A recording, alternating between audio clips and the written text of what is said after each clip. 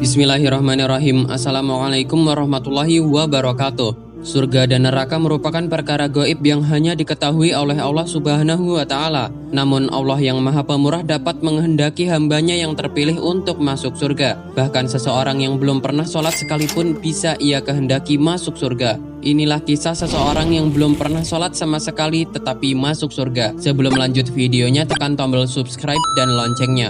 Bagikan video ini ke keluarga dan teman-teman juga. Karena sebaik-baik kalian adalah orang yang mempelajari Al-Quran kemudian mengajarkannya kepada orang lain. Dan satu lagi, simak videonya sampai selesai supaya tidak salah paham.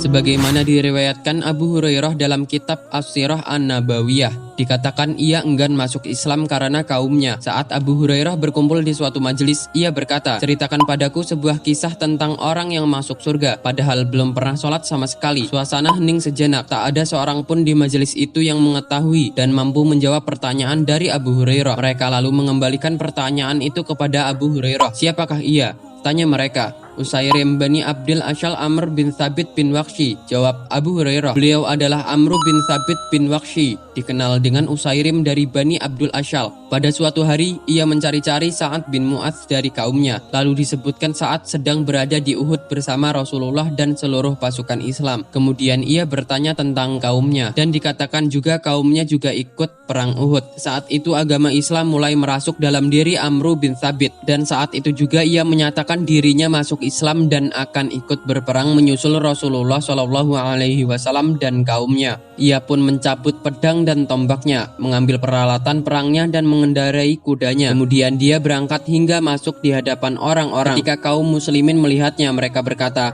"Untuk apa engkau datang wahai Amru?"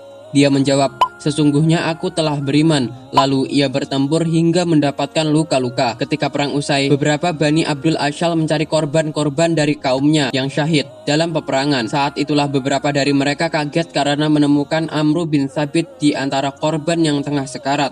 Mereka berkata, "Demi Allah, ini adalah Al-Usairim. Untuk apa dia datang? Kami meninggalkannya karena ia menolak datangnya Islam," ujar mereka.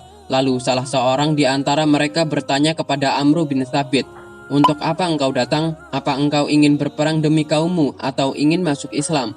Amr bin Thabit menjawab, "Karena kecintaanku kepada Islam.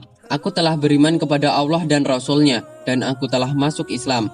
Lalu aku mengambil pedangku maju bersama Rasulullah dan aku berperang hingga aku terkena serangan. Jika aku mati, maka hartaku aku serahkan kepada Muhammad, yang dapat digunakannya sesuai yang dikehendakinya," ujar Usairim sebelum menghembuskan napas terakhirnya. Tidak lama kemudian ia meninggal dunia.